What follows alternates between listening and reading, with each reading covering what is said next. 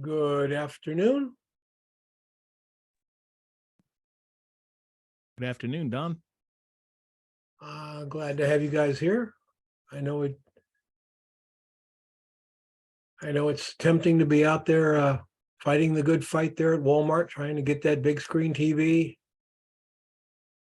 But this may be more fun and less people with baseball bats in their hands. So there's that. We'll wait a few minutes before we get going here. Any questions from anyone? Any questions about any of the other things, Project 52 or any of that stuff? Could you double check and see if I still have a P52 login? The old one should work. Okay. If it doesn't, Gary, just send me an email and I'll send you another one. You bet. And with your login, you should be able to get into all of the classes. So the way I have it set up now, you never know how it's really going to work because I'm the administrator. I can never totally log myself out, if you get my drift. I do indeed.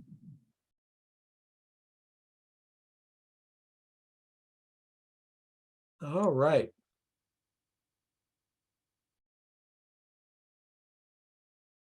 Let's get this over here. And then we're going to see if we can maximize this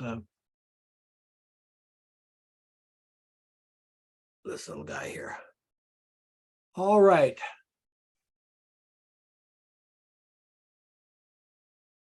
All right, let me start off by saying we've got some a few new names here. My name is Don Giannatti. I teach a class online called Project 52. They're sort of the sponsors today. It's my class, so I'm sponsoring this thing. And if you're interested in commercial photography, I recommend you check it out. And that's pretty much the extent of the ad. So let's jump in here. We're going to look at 10 photographs and 10 photographers who I find particularly inspiring, and I think you may find them as well. So we're going to start here with our first photographer, Herb Ritts.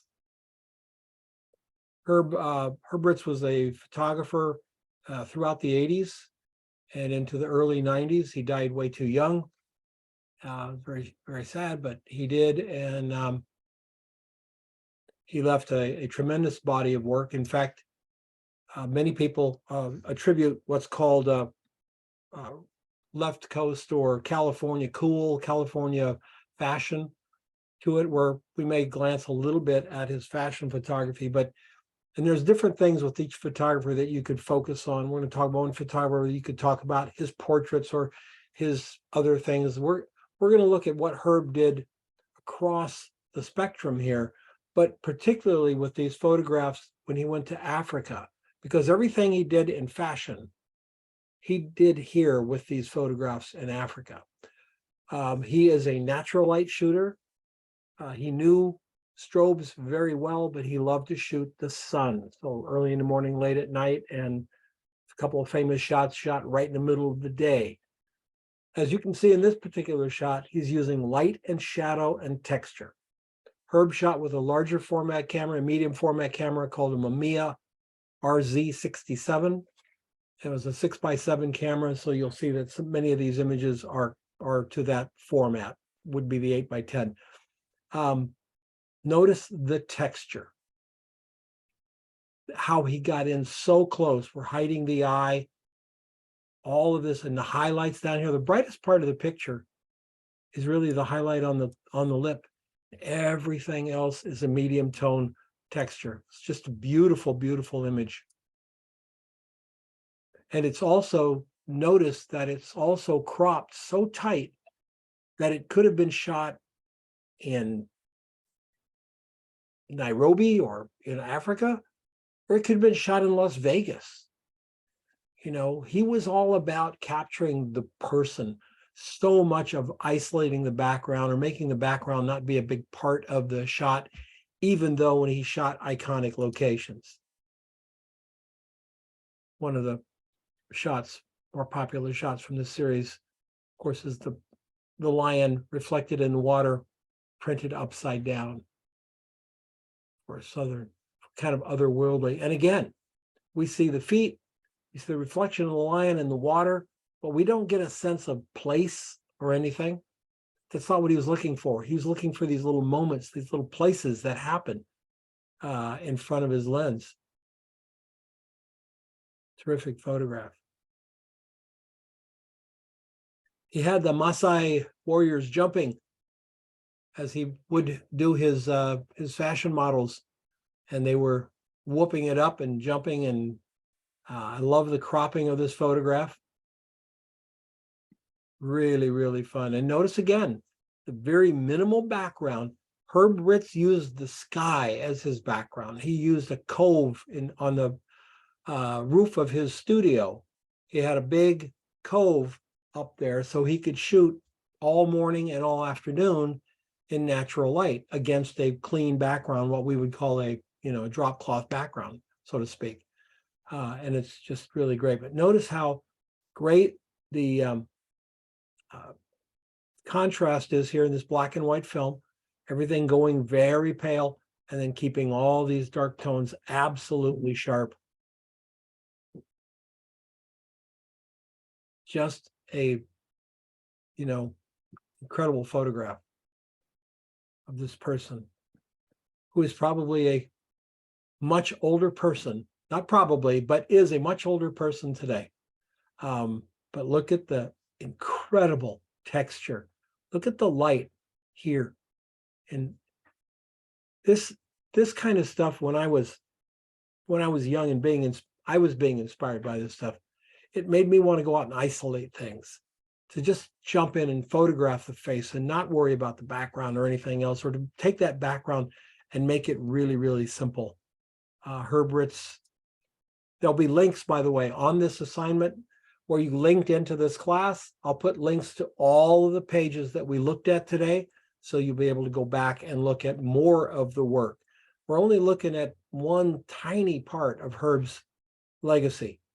And it's the part that I think we can draw a lot from. When you see the pictures he did of Madonna or Marilyn Monroe, you'll recognize what he did here. It's very, very similar. Isolate the subject from the background and don't include any extras if you don't have to. One of my favorite shots. Use the sky.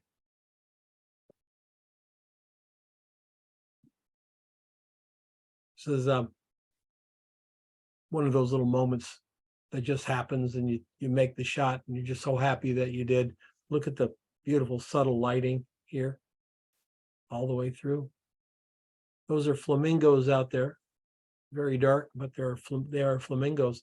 And again, you do notice right off the bat, right? The first thing that hits you about his work is it's black and white, which is another way for him to isolate things, isolating the subjects, isolating them from the color.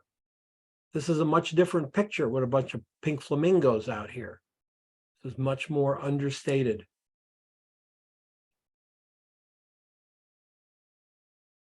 Really incredible. Even the portrait of this young person here and the tree, he's still isolating the tree, almost as though it was a studio shot. Just letting the sky come back in. Now, this is pre-Photoshop, guys. He wasn't Photoshopping anything. Pre-Photoshop. Water buffalo. And then he also shot from the water buffalo to Cindy Crawford. I don't know if there's a story there, but we're going to leave it at that. Also was a fabulous fashion photographer as well. Well, that's Herb Ritts. Next, we're going to look at Mary Ellen Mark. And the first time I saw Mary Ellen's work was, I don't even remember where I was, trying to make it as big as possible. But this is work on a 20 by 24 Polaroid. The camera is a Polaroid camera. It's 24 inches by 24 by 20 by 24. And you had to rent the studio the camera was in. The camera was actually mounted to the floor. It was huge. And you would rent the studio and you'd take your subjects there. And look at how simple and clean her, not only her lighting, but her posing of the people in the space. Just a light from one side. For Mary Ellen, usually it was one softbox or one umbrella from one side. And I just absolutely, personally, I fell in love with the simplicity of the lighting, and then to have that non-contextual background when you're shooting people like this.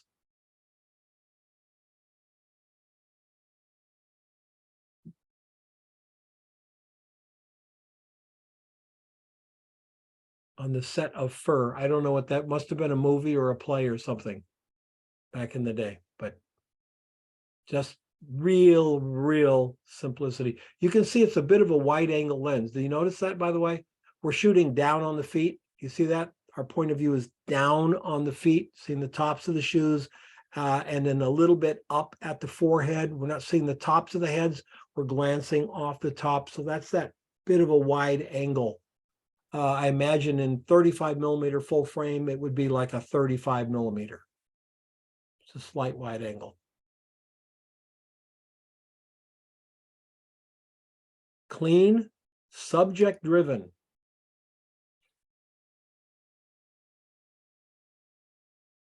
This one particularly, I began using, my studio in Phoenix had no windows because it's just too bloody hot here to have windows. Windows would just heat up everything. And so I didn't have windows, but I did have movie lights that I could put cookies in front of, cucalorises or cutouts of things and create these shapes. So I started creating shapes out of old pieces of foam core that would be trimmed off and taping them and putting them up on booms. And I would put these lights, these different lights from the back with a 5K movie light, which I don't know if I defeated the purpose of not having windows for the heat, and then putting in the 5K movie lights because they were hot, really hot. But they would work well with my strobes. So I'd have these lights back there, and black and white. Of course, I shot mostly in black and white for 15 years. And if I had to choose color or black and white today, I would choose black and white in a heartbeat. Wouldn't even be close. The simplicity of this is amazing. Mary Ellen Mark was also a photojournalist.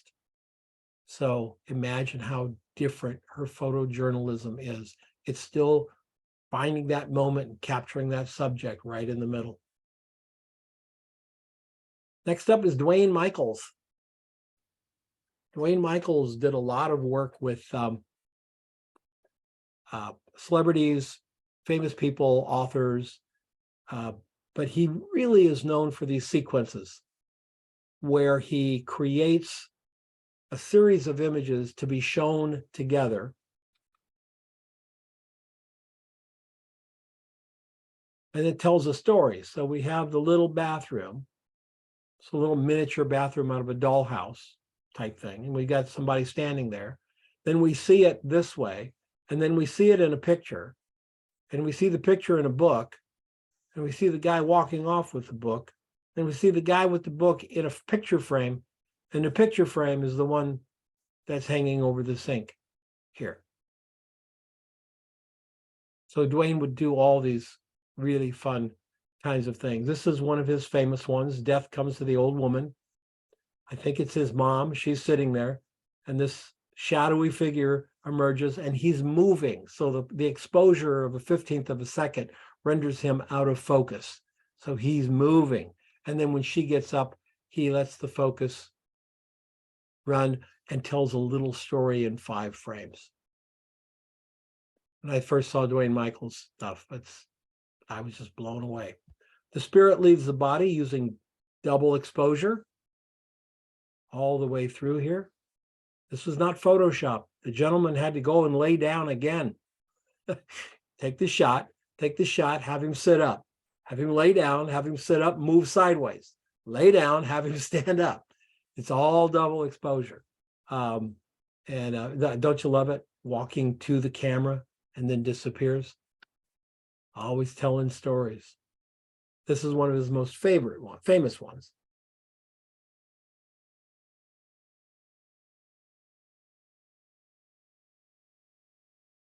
Sorry, you can't see this one very well, but this is Duane Michals actually stacking rocks in Egypt to make his own pyramid. So really interesting. That's Duane Michals. When you do come to his site, you want to check out his, where's his work? Oh, this is the gallery, sorry. Yes, you'll want to check out some of his fantastic portraiture, always doing something really, really interesting.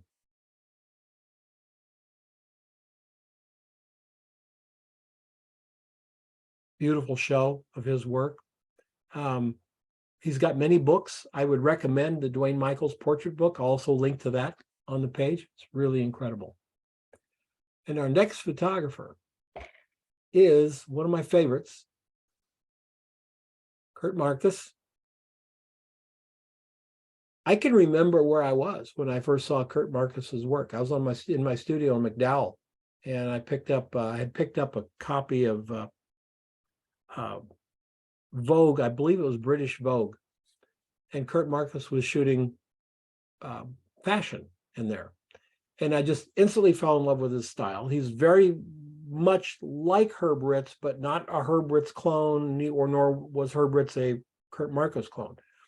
And the more I found out about this guy, the more it was like amazing. Kurt Marcus loved cowboys. He was a cowboy, loved cowboys, but he also shot fashion. So this gentleman kind of made me think, like, wait a minute, you can't get much farther away from cowboys than fashion. But look at these beautiful photographs taken on a ranch up in Wyoming. Kurt is also shooting with a medium format camera, either a Pentax 6x7 or a, I just dropped it. Wasn't a Bronica, Contax 6x7. Just lovely photographs, isolating the subject, bring the subject in, but also, as you can tell in this shot, you see the cowboy riding the other way back there, which is part of the fun. You can tell these people are not posing. And one of the things that I have always been fascinated about with photography is the unposed shot. The posed shot, fine, like it, I do it, but it's that unposed shot, that slice of history that will never happen again, being caught and the story told. Texture, you hear about cowboys and how rough it is, right? That's leather, that's his hand. I can't tell the difference. This guy's been riding and roping out in the weather for quite a while. But these pictures. Another thing that I think was inspiring for me is all these great little tight shots, boots, hands with stirrups and everything. I always forget to do that. I have to like tie a string around my finger sometimes to remember, get in and get the details, because I'm good with the big shots. I'm good with the medium shots. I just always forget to get in and get the tight shots. One of his more famous shots. Again, blown out white skies, blown out snow, very contrasty cowboy and horse, and also printed very dark. These are all film shots. Love this. Mud all over this guy. His hands are covered in mud and dirt. Got his skull can. Can't be a cowboy without your skull can. I just love it. So you see in the style of and this was the first photography that he did. So he started with cowboys. I want to make that really clear. He started shooting with cowboys. Then all of a sudden, Sports Illustrated picked him up, and he started shooting a lot of stuff for Sports Illustrated. And then, and look at, I want you to just think about this style. And then he began shooting fashion. And can you see how the subject matter changes, but the style of photography does not? He's still being Kurt Marcus, shooting Kurt Marcus's photographs in his world. So they took a bunch of these mirrored cubes out there. That was really fun. Pretty much all natural light. He could use a strobe. He knew how to use strobes, but pretty much stuck with all natural light.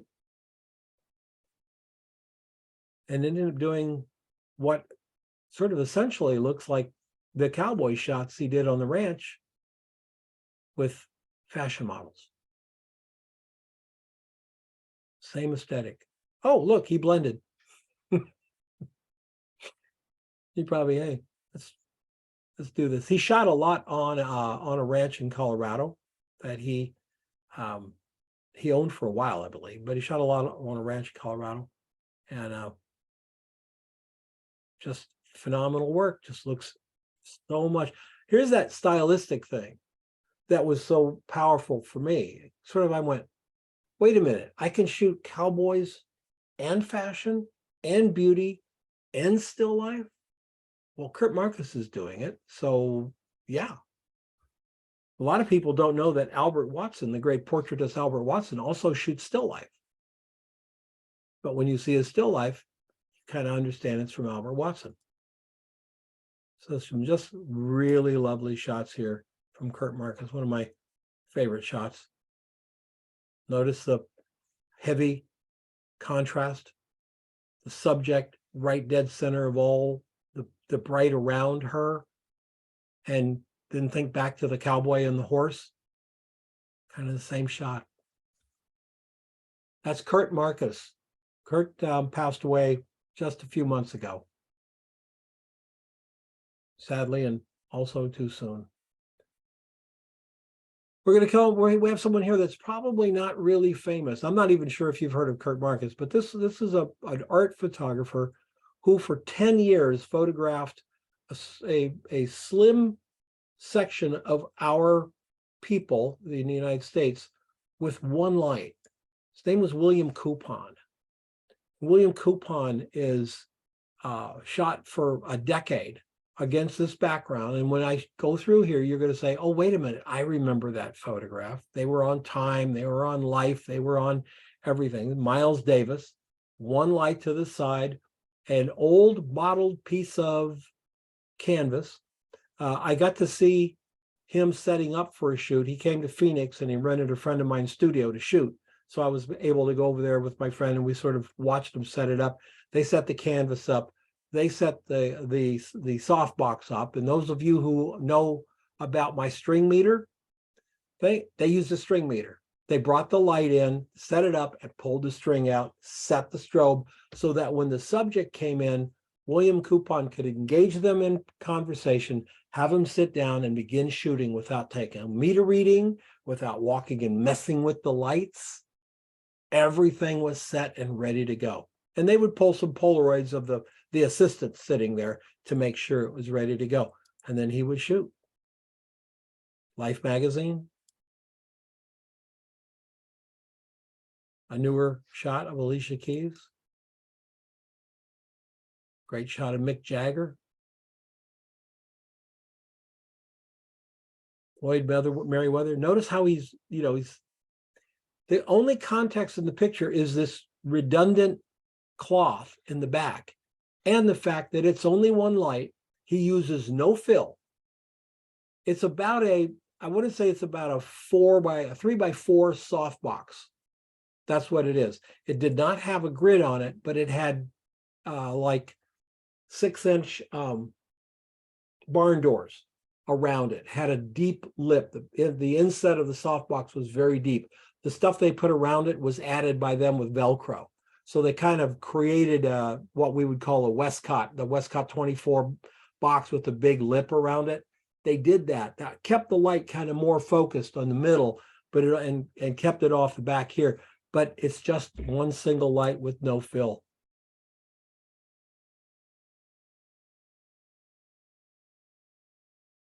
Politicians, musicians, actors, jazz composers, they're all sitting in a chair. Sometimes in the studio that he rented here, we took a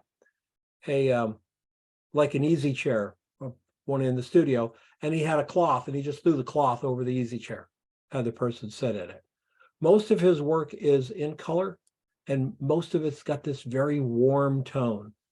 This is all pre-Photoshop. This is film choice. So he used a very warm film.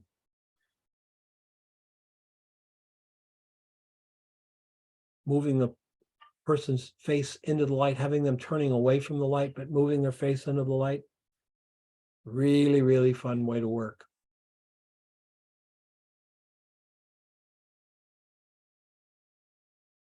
It's the great photographer, I think, William Coupon. He's still shooting. A gentleman that's not shooting anymore, who passed, is Pete Turner. And Pete is, unsurprisingly, known for color, and unfortunately has a website that looks like it was built in about 1989. But I will do my best. This is one of his more famous photographs. This is the draft. This is a color slide. That's what it looked like. Just a very, very long lens. Color slide, not Photoshop. Pete was known for color. Bright, vibrant color. Remember, this was 1980. We'd only had color film, really had color film for about 15 years. About late 50s was when color film was developed, and then few photographers could afford it, and there weren't any labs. And so slowly it developed that by the late 60s. If you can remember the photo of Lee Harvey Oswald being assassinated by Jack Ruby, you can see all the photographers around him. They're all carrying speed graphic 4x5s with a flash bulb, and that's black and white film. That was 63. So just 10 years later, from color film, this was really exciting. Now we're all digital today, but believe me, back in 1980, we were pretty blown away with this kind of color. So unique. Pete Turner influenced a lot of photographers. All of these photographers influenced a lot of photographers, but Pete Turner was massive influence in the world of commercial and editorial photography because of his use of color. And he used the color that was in the film. He knew film went blue in the shadows. This is late in the day, a little bit of light hitting back there. He knew this would go blue from the reflected sky. The warmth of a setting sun. He saw this picket fence running along the road, had his assistant drive the car down until he waved to stop, and he did this shot on the way back from doing another shot. And it became one of his iconic photographs, taken right after the sun went down in what's called the blue hour on Kodachrome. And the Kodachrome of that day went very blue in blue hour. I'm not even sure that's not why they call it blue hour, but Kodachrome went blue. Super blue. And just those two little headlights up there, underexposed it to remove the pavement. So this is essentially just black asphalt over there. Where this fence is, I don't know, but I've always thought it was an amazing photograph. More color for color's sake. Oh, by the way, I was reading 1967. I was really reading photo books when this picture started making the rounds in about 1970. You could pick up Pop Photo or something. This picture was everywhere. everywhere. I bet it was published 1,000 times in 10 years. As was this one with the single bird down in the corner there. Just color. Just color. Pete Turner, one of the really greats. Really, really greats. You're going to see a work now by a photographer who quite a while ago shot. His name is Irving Penn. We know Irving Penn by his fashion and his people photography, but Irving Penn was also one of the early still life photographers. That picture of the, I don't know what kind of fish those are. I think they're smelts or something. This is as modern today as it was in 1939. You go up and look at food photographers today, and they're doing stuff just like this. Just amazing. Now, this is all done with an 8x10 camera. Irving Penn was Vogue's very first on-staff fashion photographer. There was no such thing as a freelance fashion photographer at the time he was hired by Vogue. Vogue said, we need fashion photographs, we'll hire you. So he would take that 8x10 camera on a tripod over his shoulder and one film holder, which held two pictures, one on one side, one on the other. And he would go out the back door of Vogue and go up to 42nd Street or walk a little bit down to another part of New York, just a little walk away, with the model, who at the time was usually the mayor's wife or the city attorney's wife or a society woman, not a model. The professional models hadn't been born yet. They hadn't been even thought of yet. They were all society women. And he would take them in their dress and he'd set up his camera and he'd take two pictures. You want to get good quick? Try doing that. Try putting yourself right on the line and you can take two pictures. But he would come back and he would do these still lifes. And I think the thing about these still lifes that so amazed me is, I hate the term ahead of their time, because they're not ahead of their time. They are of their time. They're just unusual for their time. There were photographers doing still lifes, but they all looked like paintings. They all looked like Monet paintings. That was the idea, was to create like a painting. This is what is this date on this one? I mean, this is like 1939, 1940. Ansel Adams wasn't even shooting things in focus yet. He was still doing the soft focus painterly look. So, really, really interesting time. Look at this. Just grabbing things from around the studio. When I do the still life workshop, one of the assignments I do is to spend an afternoon collecting junk. Just walk around your neighborhood, pick up junk, go down to the railroad tracks. You'll find the coolest junk along a railroad, some piece of rusted metal and a spike, and then, 15, black rocks and just cool stuff. Bring them back and make a still life. The reason I do that is Irving Penn. He makes beautiful still lifes out of nothing. Stunning, stunning photographs. The simplicity, the lighting. This is window light. And if it's not window light, he was using movie lights bounced into white walls. This is pre-softbox days. You can see the windows here. Just lovely. And Vogue started using still lifes like this in their magazine. You can thank Irving Penn for that. Don't you just love this stuff? Oh my. Really awesome.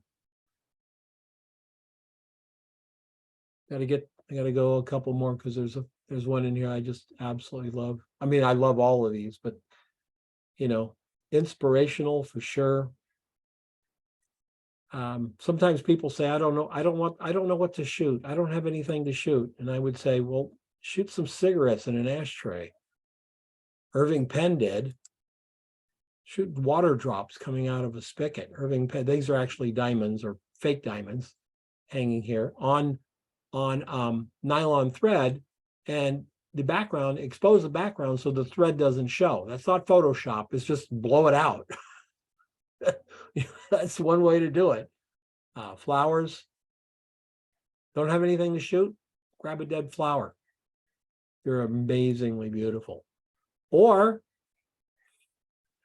you can pick up a couple of cigarette butts down by the local market and come back and make a still life that you probably couldn't afford to buy today.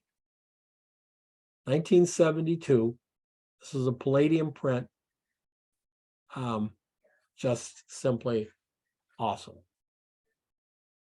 All right, we're going to go back before Irving Penn even to a photographer that really changed everybody's photography. That is Henri Cartier-Bresson, the decisive moment. Henri Cartier-Bresson, if you've heard the term, the decisive moment, what he was talking about was finding that tension in a photograph that elevated it from a snapshot to something more. We're seeing a glimpse in time. And so the gentleman twisting here, coming back, his bowler right in the middle here, that's really interesting. This is a nice shot, but the next shot, this is the decisive moment. One guy looking off down the rails, the other guy up here, we can see both their hats. We don't know what's going on, but that when he leaned over, Bresson got the shot. Him not leaning over could be interesting. Be a big black blob here with two hats on it. Could still be an interesting photograph. But the moment he leans over and looks down that tracks, do you see how it brings us into the picture? Did you catch yourself looking up the tracks to see what the hell he's looking at? Yeah. Yeah. Walking in, walking away. And he would sit and wait for things to happen. Little moments that would happen out in front of him. We have a person here in the shadow. So we have a picture here. If you think of quadrants, we've got one in this quadrant, one in that quadrant, one in that quadrant, and a couple people up in that quadrant. And I imagine if we could see it bigger, I think there's a person there as well. They're all spread out and they're all doing something different at the same time on this day, at this precise moment, the decisive moment, as he would call it.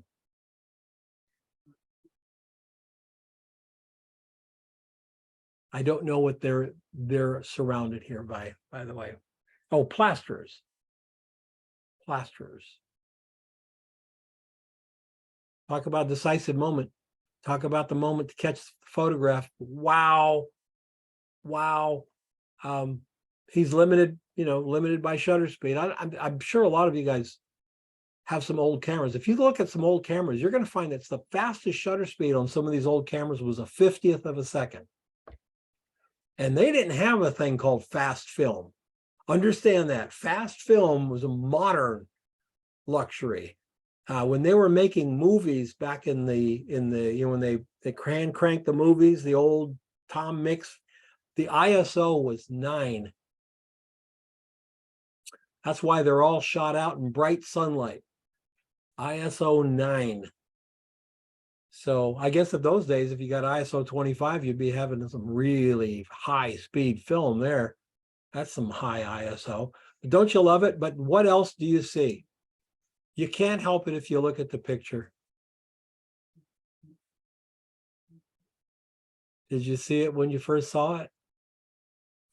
It's a drawing something over here of someone leaping just like he's leaping this way, but they're leaping the other way.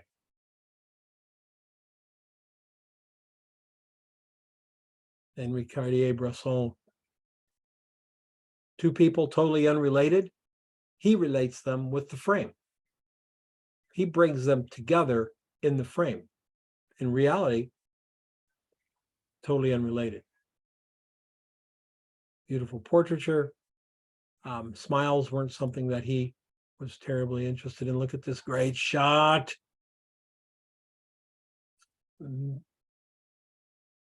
Old beat up wall, the child leaning against it, but notice that throwing his head back in his hand, saying something, doing something. There's a gesture here that's been just captured. And I just think that's phenomenal. Got one more by Henri Cartier-Bresson in France. Oh, this one. Look at all the things that are happening here. This guy walking this way. This person looking at the wall. This person looking off this way. This person looking off this way. At us. Back here. Down here. Down here. At us. Past us. All these things. And then you look up at the wall, and the wall is just singular. Just holes in the wall. Singular view. Just so fascinating. Henri Cartier-Bresson, there'll be a link. A modern photographer named Nadav Kander, or Nadav Kander, however you want to say it. And this is a set of images he did of the Yangtze River in China. And I want you to look as we go through these images at the absolute perfection of style choice, how he does this shoot. Now this is in the US. Oh, I'm in the wrong one. This is in the USA. Let me jump over to, I'm sorry, books and series. I'm so sorry. I started on the wrong one. The Yangtze River, very polluted where this was taken. So there's fog and smog mixed in there. But notice as we go through how the images tie together. Notice how he uses that atmospheric fog to put the city at a distance from his subjects. And in this image as well. Subjects pretty contrasty right along the shore. And then back here becomes more and more mystical. More and more mist back in the back. And our subjects are right here. Same thing here. You see that these pictures are grandiose. They're bigger than life kind of photographs. These are just people who come down along the river and have a meal or whatever. He's using an 8x10 camera. And so you can see how he's correcting perspective. These are absolutely vertical because he's corrected the perspective in the 8x10 to get that absolute vertical. And by doing that, renders the picture very much more powerful. Try it yourself in Lightroom. If you shoot something and it's falling back, fix it in Lightroom. Has a new power to it. Same thing here, absolute verticals. Actually, same thing, and no, didn't matter on that one. Absolute verticals. Right here. Here, the same thing. This vertical is, these are absolute, all the other angles coming in. We've got foreground, middle ground, background. We've got the mist coming in behind it, and then just this little colorful thing here. I still go out and I look for things like that. I look for that laundry hanging on a wire, or flyers, pinned to a fence. That I was able to get that in Silverton, Colorado, and those, when I see it in front of me, these are the images that come back, flashing back to me. That's one way to wash a motorcycle. Not the way I would do it, but I guess it works for him.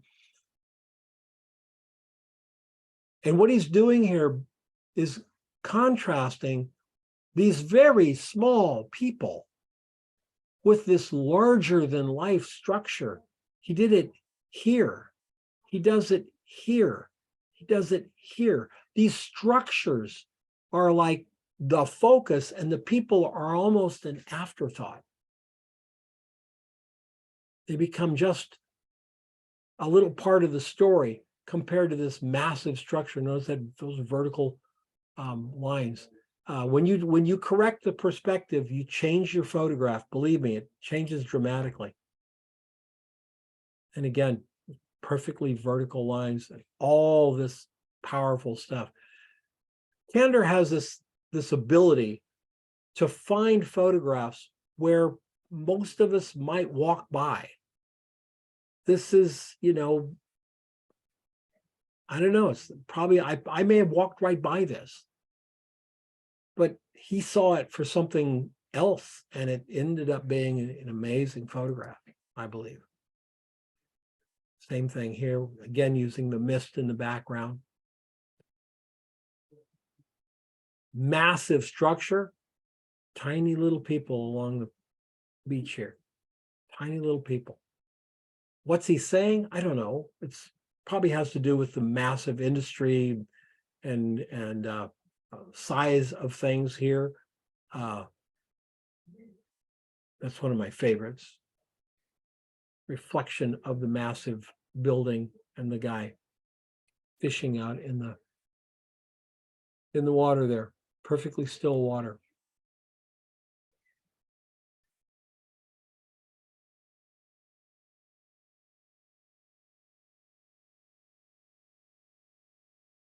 Look at that.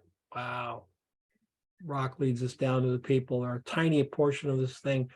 They are more or less the subject, these swimmers, but in reality, it's the contrast of the tiny swimmers and the huge river and construction going on. So it's the Yangtze River.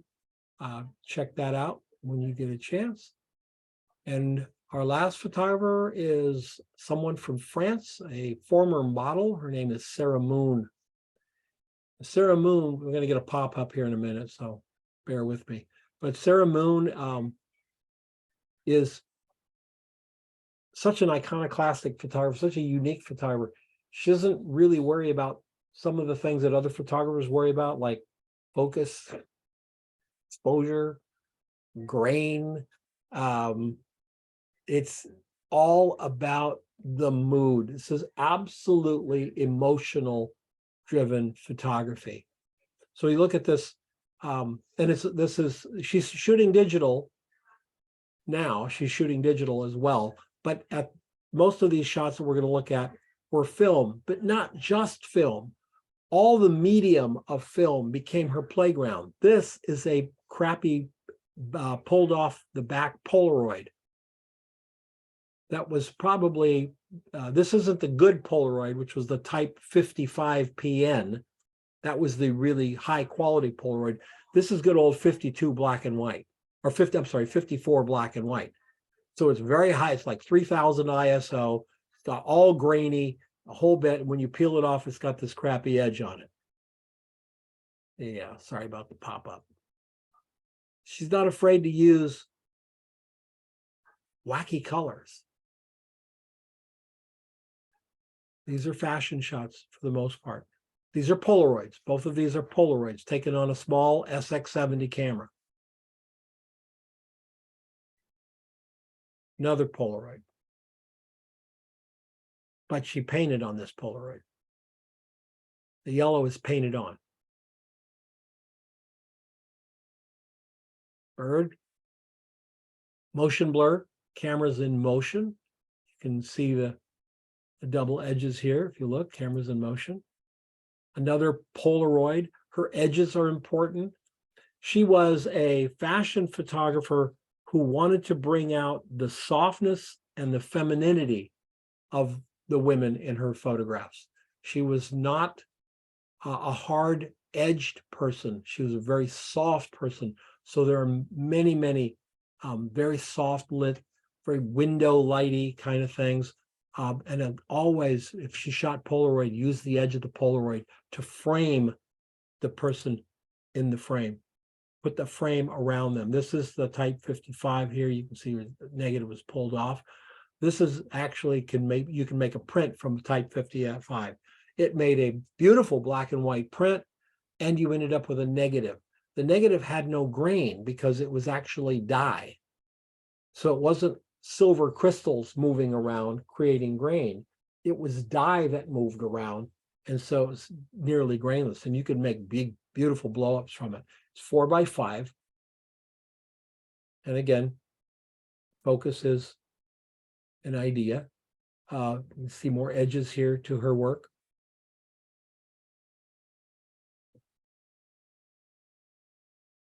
Creates tableaus, stories. Her work. All about the neck here, pulling the neck forward so much. It looks manipulated, but it's not. It's Polaroid. It's not manipulated. That's just the model working with her body there.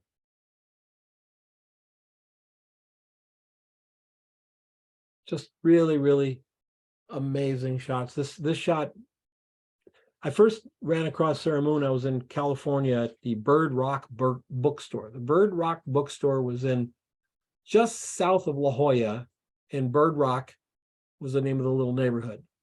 And that bookstore carried all the fashion magazines, French, Italian. She had a section there that was probably the size of my office that was all European and South American fashion magazines. And so about twice a year, I'd get in the car with about $300 or $400 cash, and I'd drive over to the Bird Rock bookstore and buy stuff. And it's where I first found Sarah Moon. Knocked me out. I was like, oh man. So I come back and I'm like asking guys, well, how did she get that? Oh, that's Polaroid. Boom. I go buy a Polaroid camera. And it's 55 PN. I did that. That was my favorite film. I just absolutely adored it. I will tell you that it was probably a little ahead of the times for Phoenix, Arizona. Never got much traction from the agencies here with it, but I did it anyway because I absolutely loved it. Ended up shooting for clients with this style, shooting for clients in LA and New York, but never in Phoenix. I think that by using the old film and using the distractive elements of the film itself, she adds another layer. We've got the foreground, the subject, and the background. And then we have this new layer, this patina over the top of it that becomes part of the image. And yet we know intellectually that it's not part of the image. It's actually part of the capture, part of the tool that we use to capture it. Sarah Moon. And that, ladies and gentlemen, is my presentation of 10 photographers that I think are very influential. Now we have time for some questions and answers. Who's got questions? Hi, Virginia. We got Virginia here. We have Lori here, Joe Cosentino, Rick, Philip, Jennifer, and Norm. I wrote a question down. What if we're trying to copy those black and whites in digital? Because which ones, Virginia? I think I started. When did I start thinking about it? Maybe with coupons. No, the one before coupon. Kurt Marcus? Yeah. The Cowboys? Yes. Okay. So, it's like we're shooting digital, but we want to get that look. I use, personally, I use film emulation software. Like, are you familiar with the Real Nice Images? RNI? They have black and white film presets for Lightroom. And you can go in there and choose the film. So it'll have like Tri-X high contrast, pushed Tri-X, pulled Tri-X.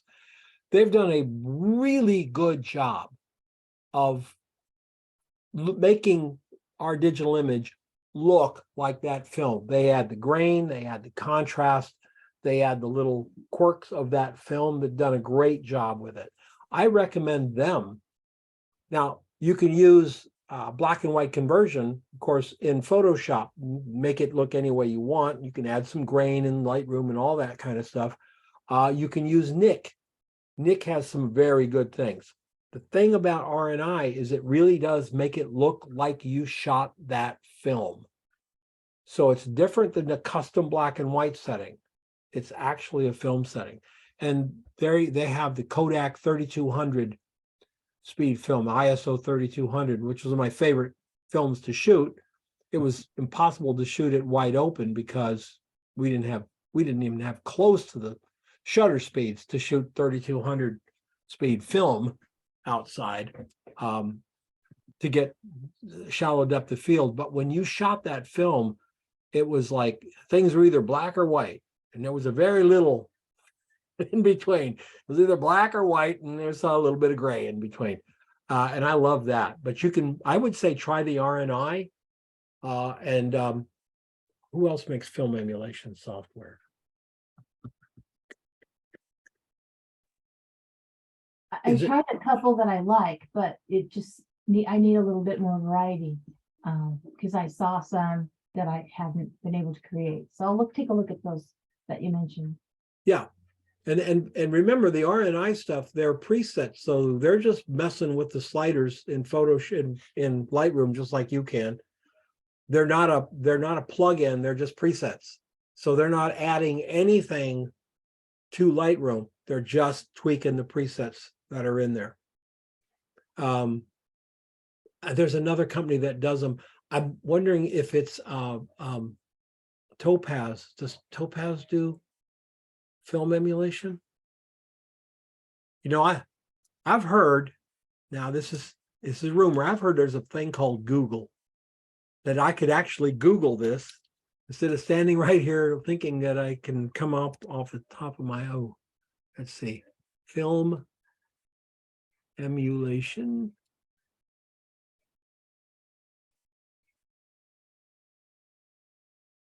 There's one that just does one thing. Mononodes. Mononodes has film emulation as well. They're pretty good.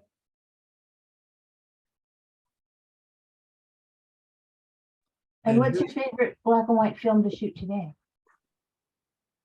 What would I shoot today? Probably I would shoot Tri-X today because it's grainy. I think they're making T-Max 3200 again, I believe. I'm actually positive. This is the film that everybody, yes, you can buy T-Max 3200 today, but remember it's 3200, right? So if you go outside and you want to shoot at 2.8, right? That's going to be like a 8,000th of a second or something like that. So you got to have a digital camera to shoot that. But in shadow and stuff like that is really amazing. The other one that I shoot a lot of is T-Max 100 or Tri-X 400. But I shoot the Tri-X 400 at 200, and I shoot the 3200 at 1600, and I shoot the 100 T-Max at 80. I've never shot what's called box speed because I don't believe they are that. I need more light than the ISOs they give me. Who else has a question? Hey, Don, it's Norm. Yeah, Norm. Hey, just to follow up on that last question, do you have to get special processing when you shoot those other speeds on those films? Say it again. Do you need a special lab to process those, No. or do you do it yourself? These films you do it yourself. I'm thinking first part of next year we may do a film workshop. Oh wow. A 6-week film workshop, because you can use coffee, Norm. I've heard that. Yeah, caffeinol works very well. You shoot your Tri-X at 200. You mix up the coffee. Wait for it to cool. Anyway, you get it down to about 70 degrees. You put the film in the coffee. It's a long developing. It's like 30 minutes in there, but it's very forgiving. So it's not like like D76 is a film developer. It's not forgiving. If it's in a minute longer than it should have been, you're going to see it in your negative. The caffeinol, not so much. And for 30 and for 28 and for 38, not so much. And damn near grainless. It really pulls a lot of the gray. It's very, very, very easy to do. Then you wash it under the sink, cool water under the sink, and you put a little modern fixer, which you can buy at Amazon, and you've developed your film at home. Yeah, that's cool. Yeah, it's Actually, what I really really wanted to ask you about though, these old view camera shooters with the big 4x5s, 8x10s. yes. I know there's like tilt shift type lenses and things out there, but is there any like modern day equivalent that gives you that look that some of those, they just really interest me, the big. Well, the look that you're talking about, there's two things. You can tilt and shift it, but you can buy a tilt shift lens for your camera. Now that only tilts the lens. This camera here with my hat on it here, this camera, the lens and the back tilt. So you can do different things, but for all practical purposes, you can get a tilt shift lens for your digital camera. That's pretty fun. But if you're talking about the look that happens when you shoot these cameras, part of the look is the lens. Normal lens on a full frame 35 millimeter camera is 50 millimeters. That's what we see as our normal lens. On the 4x5, it's 150 millimeter lens. Okay, yeah. That 150 millimeter lens has got the same depth of field as if you put a 150 millimeter lens on your 35. It's a 150 millimeter lens no matter what camera it's on. Right. Right. On my 8x10, it's a 350 millimeter lens for Wow. normal. Yeah. So yeah. the normal lens has the same shallow depth of field as a 350 millimeter lens on your Nikon or your Canon. And so when you do a portrait with that, you can do a portrait of somebody standing there and their hair is going out of focus. I mean, your depth of field at f11 is about, 8 inches. That's it. And so to get that look, one of the things you can do, that it's hard to do in portraiture, but you can do it if you think about your composition, is to do a 6-panel exposure and stitch it together. Yeah. Oh, interesting. Yeah. So you set your lens on f1.4 and you capture your person. And then you move to the left, you move to the right, you move it up, move it to the middle, move it over here, and you take those 6 exposures, blend them together, and now you'll have what looks like a wide angle lens, right? Yeah. 3 times across your 50. Looks like a wide angle lens with the depth of field that is impossible. You can't buy a lens with that depth of field, a wide angle lens. Can't get it. Yeah. So that's another way of doing it. Yeah. I think those view cameras are really cool, but there doesn't seem to be any modern version. Well, what I've seen is pretty expensive, right? So yeah, there's a digital, you can get a digital view camera. The Yeah. back is a Hasselblad back for it, so it's not fully a 4x5. It's like 6x7 that goes, but it tilts and shifts and swings and everything. it's pretty cool. Yeah, it is pretty cool. Let's see, 4x5 back, digital. You can also get one of these, which I have. Let me drag it over here and show. I can just share it from here. You can get one of these, and I have this, and I love it. Bring it down here to share. This goes on the back of your 4x5. So let's say you bought a 4x5. Then you put your camera onto this unit here. You focus on the 4x5, put the camera on here, and then this shifts 1, 2, 3, down, 1, 2, 3, and makes the shot through your view camera onto your 35 millimeter digital camera. You have now 6 shots and you stitch them. Huh. Oh, I see. Wow. So that's pretty cool. They do not have one for an 8x10. I've looked. Oh, They don't have one. All right. Any other questions? Any at all? All right. Well, fantastic. Thank you for coming out and listening to me talk about 10 photographers that I really, really enjoy and have been very inspiring. I hope one or two of them inspired you to think about your photography a little bit differently. And have a great weekend. There'll be links to the photographers' websites, the same ones that I just showed you. They'll be linked down on the same page where you linked to come into this workshop, and the video that we just did will be there if you want to run through the video again. Everybody have a great one, and we'll see you next time. Thanks for coming out. Thank you, Don. Thanks for the class. Thanks, bye. Thanks a lot. Bye-bye.